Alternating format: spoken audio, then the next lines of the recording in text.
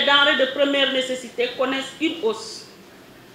Cette hausse qui est due à des facteurs exogènes éprouve lourdement le pouvoir d'achat de nos compatriotes.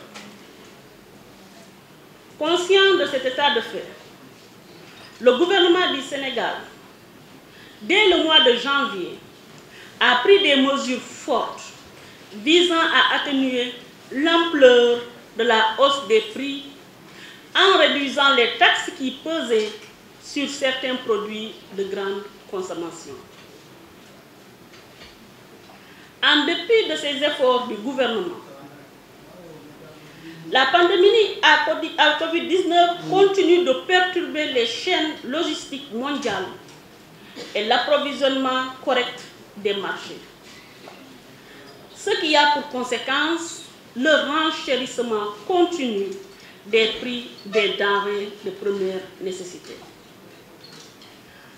Face à cette hausse continue des prix et à la situation difficile que vivent les populations sénégalaises, le Conseil national de la consommation s'est tenu ce mardi 31 août 2021.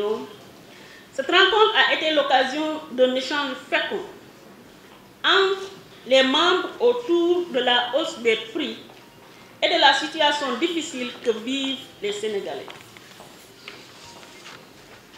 À l'issue de ces travaux, le Conseil national de la consommation a approuvé à l'unanimité les mesures prises par le gouvernement pour préserver le pouvoir d'achat des ménages.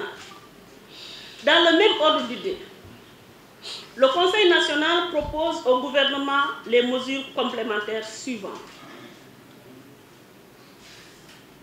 La réduction de la taxe d'ajustement à l'importation, qui passerait ainsi de 10 à 5% sur les huiles brutes importées,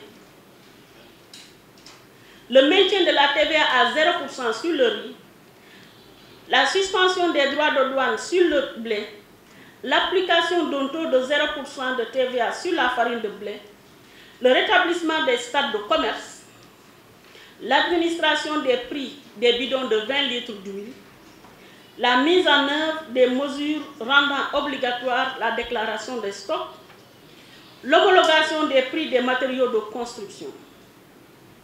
Comme vous pouvez le constater, ces mesures vont largement atténuer l'impact de la hausse des denrées sur les prix de grande consommation, les produits de grande consommation et garantir le pouvoir d'achat des ménages. Le ministère du Commerce appelle les acteurs à une mobilisation autour de l'État pour l'apaisement du climat social. Il demande également la poursuite des travaux en vue de l'examen des prix des autres produits, notamment la viande et tout autre produit jugé nécessaire par les acteurs. Le ministère du Commerce réaffirme sa disponibilité et son engagement aux côtés des Sénégalais et des Sénégalaises pour veiller à ce que le marché soit correctement approvisionné en produits de qualité, en quantité suffisante et à des prix abordables.